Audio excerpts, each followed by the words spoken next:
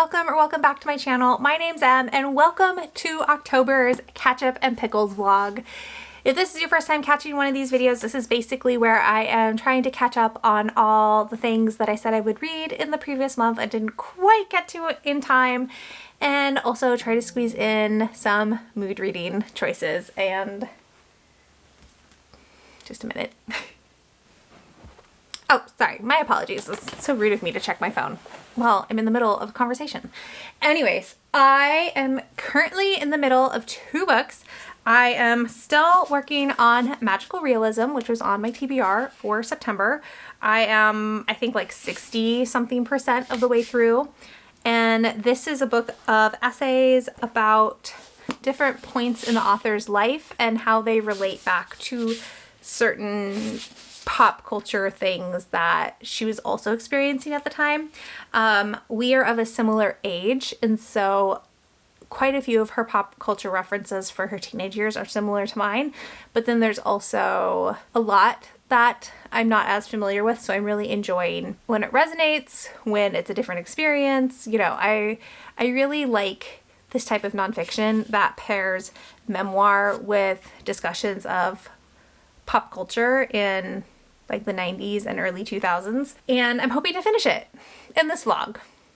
Hopefully this weekend. It's currently Saturday. I would love if I could finish this by the end of the day on Sunday, because I've been reading it for like 2 weeks, and in my personal preference for the span of time that I am reading a book, 2 weeks is too long. Once I pass the 2-week mark, my enjoyment starts to go down, and I don't want that to happen. So the goal is to finish that this weekend. The other 2 books from my September TBR jar that I haven't even touched are The Strange Case of the Alchemist's Daughter by Theodora Goss. I'm hoping to start this next because I do have the audiobook from the library checked out from the library right now, and I was told the audiobook is definitely the way to go with this book. It's so shiny. So hoping to start this, if not today, tomorrow. And then I also need to pick up Starter Villain by John Scalzi. And I'm also very behind on my book club reads. So that is also going to be the focus of this video. Do I have too many things to catch up on this month? I'm going to have no Pickles books because I'm just going to be catching up on all the things. Okay. All right, the first one I'm behind on is the Betty Pages Challenge Your Shelf Reading Challenge. Betty Pages is an indie bookstore in Illinois, and I try to read a book from each monthly selection. And I am behind. I have not read anything for August, and I actually did start the August book that I picked on my Kobo last night. So I'm going to be trying to read Camp Sylvania by Julie Murphy. This is a middle grade book about a girl named Maggie who is all set to go to like musical theater summer camp with her best friend, and they're so excited. They have all these plans, and then the night before she's supposed to leave, she finds out that her parents have actually enrolled her in fat camp instead, and so she goes, but things are just not as they appear, basically. And I'm really liking it so far. I'm really loving the discussions of fatness and how fat is perceived by the rest of the world. And I really hate all these adults. Pretty much every adult. I hate it. I hate them. I hate the way they talk to these kids and the way fat is used as a bad word. So I haven't read Julie Murphy before, surprisingly enough. So I am currently reading this, so that will fulfill that. And then I haven't read September's yet, and I was gonna read A Good Girl's Guide to Murder, but I've been holding on this book for forever from the library, and it has not come in yet, and it might not ever come in. So I'll have to see if there's a pivot. My other choices for this month that I haven't read is If Beale Street Could Talk by James Baldwin. I haven't read a classic in a long time. I kind of missed the boat when everybody was reading this when the movie came out. So that's a choice. The other one is Delilah Green Doesn't Care, but I've already read that and I don't really want to reread it. And then the middle grade choice is The Dramatics. And I might read that. We'll see. I'm gonna wait and check on A Good Girl's Guide to Murder. Maybe it'll come in. We'll see. So that's for that one. And then the other one I've fallen behind on is Buzzword Readathon. For Buzzword Readathon in August, the word was like. And I'm going to try to read Small Things Like These by Claire Keegan. This was on that New York Times best books of the 21st century, whatever. It was on that. I don't really care about that. It's short. And there are not a lot of books with like in the title, and there are also not a lot of books that I'm actually interested in reading. So I'm going to read that. And then for October, which I know this is the month we're going into, so I'm not technically behind yet, I would like to read The Night Guest. I don't know if I'll actually get to that in this video though, because I also would like to do a horror vlog later this month for Halloween. And so I might save The Night Guest for that. We'll see. But for sure, Small Things Like These, Camp Sylvania, and hopefully, fingers crossed, A Good Girl's Guide to Murder. We'll see. And then I also very impulsively checked out Sleeping Giants by Sylvain Neuvel from the library, mainly because I think in November the Buzzword Readathon word is only, and book 3 in this series is called Only Human. And so if I'm going to read that in November, I should start the series in October. Also, there are not a lot of books with only in the title that I want to read. So, I don't know. I feel like I have bitten off way more than I can chew. I don't even have any Pickles books picked out because I feel like I have so many Ketchup books that I feel like I'm only going to set myself up for disappointment if I select some Pickles books. So, this is what we're starting with. I'm going to start these two, or keep reading with this, start this, keep going with Camp Sylvania, and I will update you, of course, as I go, and let's fingers crossed that I get a lot of reading done in the next, I think this vlog is going to go for 5 days, because I need to stop. I need to stop leaving my TBR jar books for the Ketchup and Pickles vlog. I gotta stop relying on this vlog to save me. That's not gonna happen this time around, so fingers crossed for November. I'll have my shit together. But not now. Not yet. Okay. I just got home from work. I'm starving. I need to go eat lunch. This intro is way too long, so thank you for watching, and let's start reading.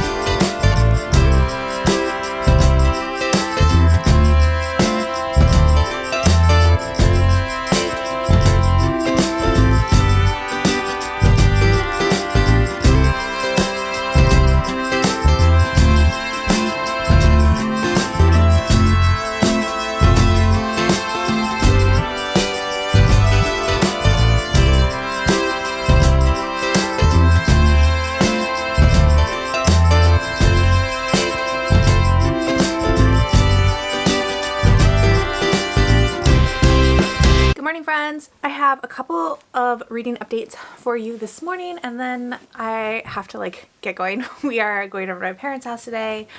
I have a lot of reading chores I have to get done. Not reading chores. I have a lot of reading, and then I also have a lot of chores I have to get done. So we got a busy day. We got a lot going on.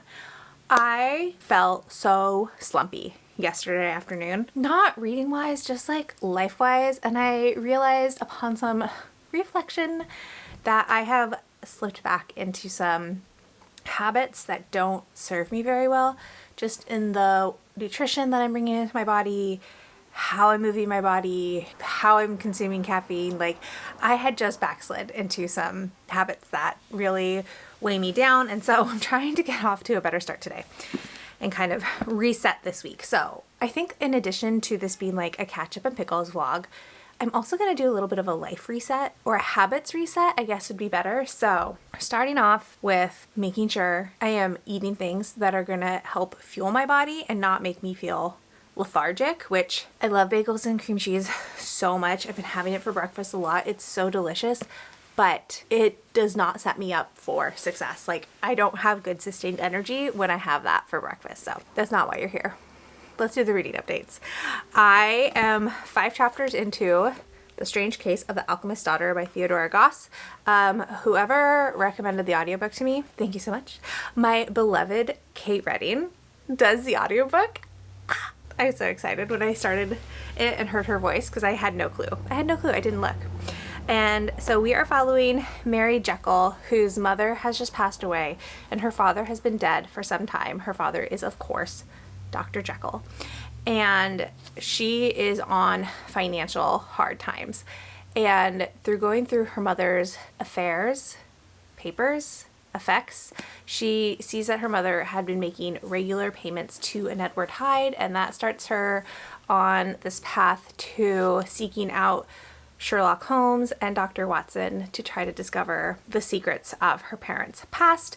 And this is fun because not only are we like getting this historical kind of paranormal mystery from Mary's perspective, but there's going to be a group of girls who are all daughters of these famous literary Gothic characters, and one of them is writing out their adventures, and the others are occasionally will like insert their opinion about how the other one is writing it out, or like what the actual events were, or if they actually responded the way it said they did. It's really fun. It's delightful. I'm having a really good time. So that's off to a good start. And then I did end up impulsively picking up and finishing Small Things Like These by Claire Keegan. I was delightedly surprised by this one. This is very quiet literary fiction. It takes place in Ireland on like leading up to Christmas Eve. And we're following a man named Bill Furlong who is married. He has 5 daughters. Does it say? He's got a lot of kids. And it's these really quiet moments of him going about his day, the mundanity of his day-to-day life, getting ready for the holiday season and doing his job, and you know, his wife and him taking care of their daughters. And then his reflection on his life, his childhood, his privilege, how others are downtrodden upon. And he goes to a convent to deliver, because he delivers coal and wood for people's fires. And he goes to a convent one morning to make a delivery, and discovers this young girl locked in the coal cellar, and she's been in there for some time. And this convent has what is called a Magdalene house, and it's basically where for a really long time in Irish history, girls or young women who became pregnant out of wedlock were sent with the babies, or to have their babies. Magdalene laundry, that's what it is. And it's like this really dark part of Irish history that, in the author's note, Claire Keegan says that the church and the state of Ireland have been, or the Irish state, have been really quiet and unwilling to acknowledge the harm that those Magdalene laundries did to women and children. It was like a ridiculous amount of children who died in these places that were supposed to care for them and utterly failed them instead. So I loved the writing in this, and I thought it was really poignant but also quiet in a really delightful way. I don't think there are a lot of quiet books these days. So yeah, I'm giving this 4 stars. I really enjoyed it, and I was very surprised by it because I definitely was not expecting to enjoy it as much as I did. So that was great. That was so fun to find this like beautiful little book on a whim. So yeah, that's your reading updates. I'm gonna finish my smoothie and finish getting ready to go over to my parents' house, and then we'll see how the chore situation goes down, because I don't know how long we're gonna be at my parents' house today, but it'll be a good time.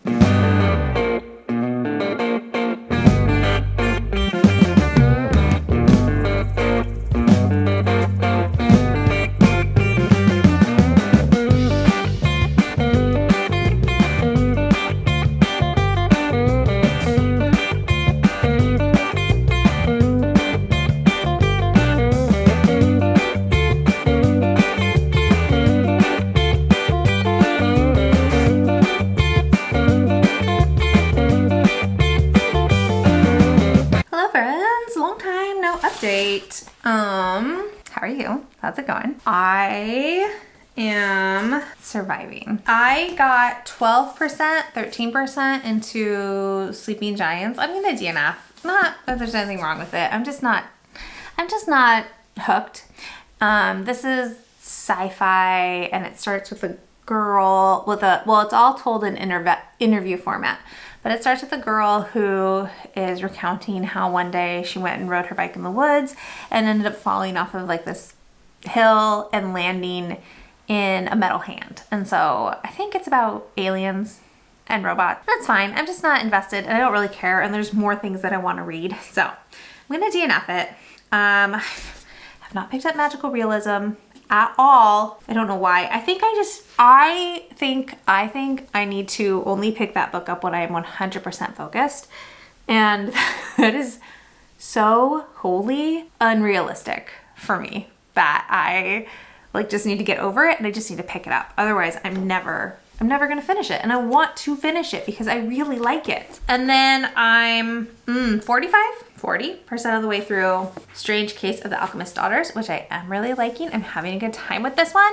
I'm finding, even though I love Kate Redding, I am finding I prefer reading it with my eyeballs a little bit better. I think I'm tracking everything that's happening a little bit better when I'm physically reading it versus listening to it. And yeah, it's just continuing to try to solve the mystery of these murdered women in London and also seeing how all the different women in this book are being brought together. So far we have Mary Jekyll, who's our main character, Diana Hyde, who has been introduced earlier, and then we just met Beatrice Rappaccini. I don't know who that is. I might have to do some research because I'm not sure what book that character is from, but she's being called the Poison Girl. She was exposed to poisonous plants so much while her mother was pregnant with her and then as a child that if you are like standing in the same room with her, breathing the same air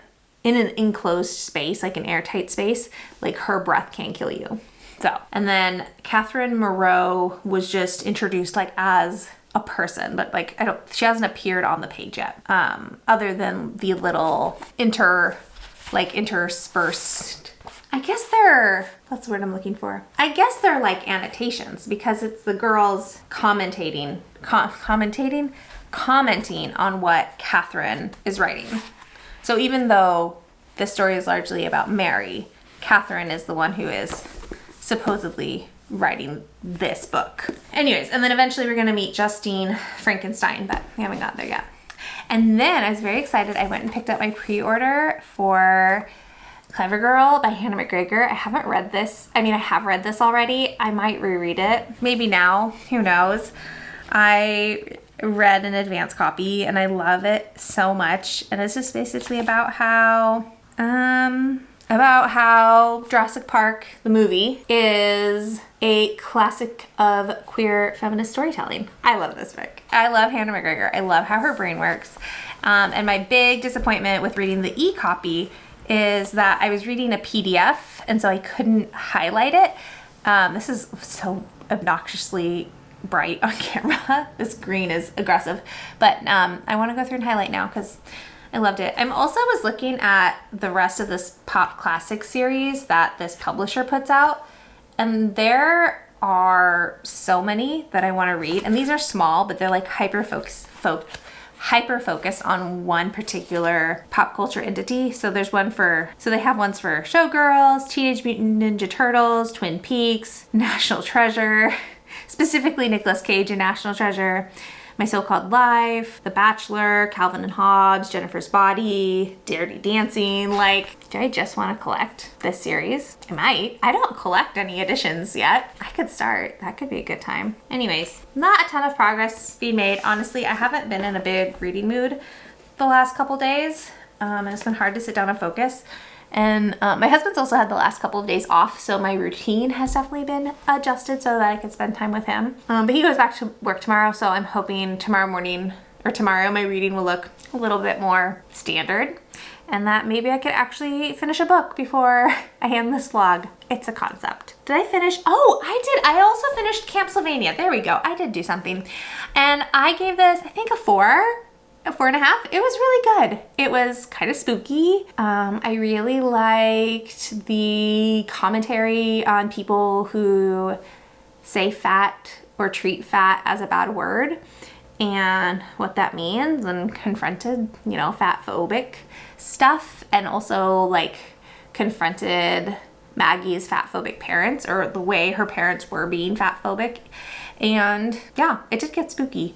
And it's part of a series, I think. So I wonder if the next book, like what monster will be in the next book. But I thought this was a really good time. I really enjoyed it, and I recommend it if you're looking for spooky middle grade. I think if you wanted to like build yourself a book flight of spooky middle grade, you could read Camp Sylvania, Wretched Water Park, and Small Spaces, and you would just have yourself a grand old time. Okay, that's it. Hopefully, fingers crossed, I come back with actual progress tomorrow.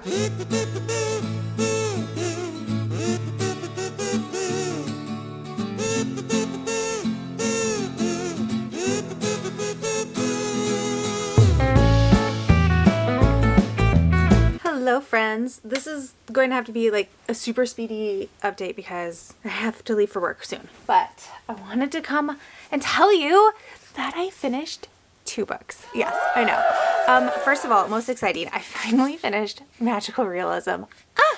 I don't know if you can tell from the tab situation, but it went very well and I liked this so much.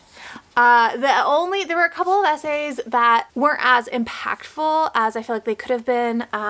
One was about her experience with pregnancy and giving birth to her son while her marriage was also starting to combust. And so that one was really hard, and I struggle to consume content about pregnancy and motherhood sometimes. So that was totally a personal thing. And then there were a couple essays that also related to video games, and I'm not a gamer, so like I still enjoyed them. I still enjoyed those essays. I still enjoyed her writing. I just didn't have sorry, I have a hair stuck somewhere. I just didn't have any connection to the pop culture media that she was discussing in that particular essay. But overall, I really loved this. I gave it 4.5 stars. Though I tend to, with memoirs, I tend not to rate them lower than like a 5 or a 4.5 because they are so personal, unless like there's something really egregious in the writing, but there was not in here. I really loved it. And she also articulated something in one of the essays that has been bothering me for a while, but I just didn't quite have the language or know how to identify the feeling that it was making me feel. And what is this essay actually called? Let me tell you that.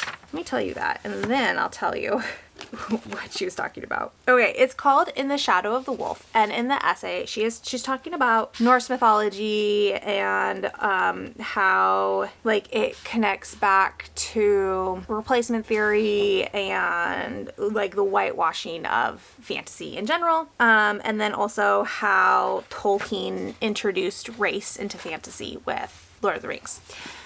Anyways, are you still with me? So she has this paragraph. I'm not going to read the whole thing, but it's basically talking about the problem of having slavery in fantasy that is white, like predominantly white, written by like mainstream fantasy is mostly white authors. It's really hard for BIPOC authors of fantasy to break through into traditional publishing and just to get the kind of foothold that white authors seem to get a little bit easier. Anyways, this is from another author who has a book called Scenes of Subjugation. And it basically says, representations of slavery meant to inspire empathy require the white viewer to imagine black suffering as their own, resulting in a slippery empathy that exists only when black suffering is visible and intelligible on a white body. This is why representations of white enslavement are dangerous. They do not increase empathy for black descendants of the enslaved, but rather allow white people to imagine themselves as slaves. That is the part that I wanted to connect to, because I've been really hesitant to read some fantasy and fantasy romance where the main characters, the heroines generally, are white and start out the books as slaves. Like, I've not wanted to read those books because it's made me feel icky but I haven't been able to articulate what was making me feel icky, and I feel like that just summed it up so neatly. So, of course, like, this is not, if you read books, fantasy books, where the white characters are enslaved, this is not meant to make you feel bad or to judge your taste in books or what you consume as entertainment. I'm just speaking from my personal experience that it's been causing some icky feelings for me, and it's something that I kind of go out of my way to avoid, but it does not mean you need to avoid it as well. TLDR, I really liked it and I'm really glad I read it. And then I reread Clever Girl. I don't know what to tell you. I reread it. I tabbed the ever-loving shit out of it. This is such a tiny book, and I tabbed it so much. It was so good, so fun. Just as good as the first time around. Still a 5-star read. I love Hannah McGregor. Her podcast just dropped a new episode today, so I'm really excited. I can go listen to that and get more Hannah in my life. So, highly recommend it if you also want to read a queer feminist critique of Jurassic Park. It's great. All right, I said this vlog was going to go 5 days. We are currently on day 6 because it is Thursday. I have this much left of The Strange Case of the Alchemist's Daughter, but I have to end this vlog today. So after I go to work, I need to go to the pet store because our cat is having some gastrointestinal issues. So I need to go get her something that will help her poop. And then I need to come home and I need to clean everything. And I'm gonna also want to bake. I've had this cookie recipe sitting on my laptop for like 2 weeks now that I really want to try and make. So I'm gonna come home, I'm gonna put on my headphones, I'm gonna listen to as much as I can before I have to go get E from school, and then we're gonna end the vlog, regardless of whether I have finished this book or not, is the plan. Okay, good? Good. Hi! Alright, ignore the pile of laundry. Pretend it's not there. I did it. I finished The Strange Case of the Alchemist's Daughter by Theodora Goss, and I thought this was such a fun Victorian mystery adventure romp. I really liked the structure of this, how it is one of the women writing the story of how they all came together, but everybody like is voicing their opinion and making their voice heard, and like letting Catherine know what they think of the writing. I like the mystery. I like the story structure. There is a little romantic subplot that, or like a hint of a romantic subplot that I don't know that I'm on board with. I just don't know. I just don't know if I'm a fan. But I liked everything else. I liked the writing. I liked the world building. I liked how Theodora Goss took all these characters from Gothic literature and just smooshed them all together, but really thought out how they would all be connected and how their storylines would intersect. And you can tell she's read a lot of Gothic literature.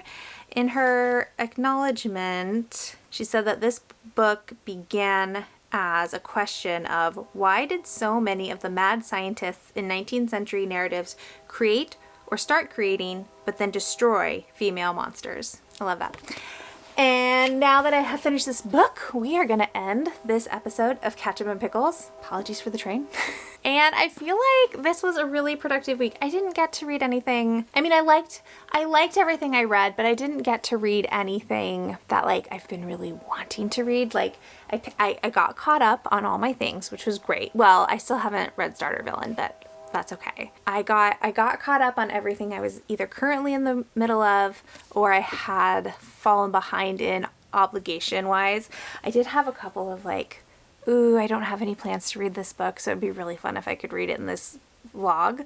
But alas, I did not get to that. But I did get one book done for my TBR jar.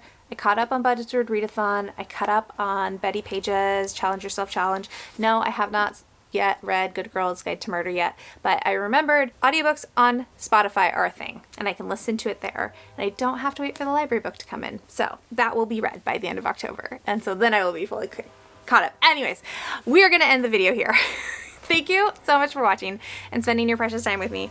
If you would like to leave an emoji to let me know you are here, let's do a magnifying glass emoji, like for Sherlock Holmes. Yeah.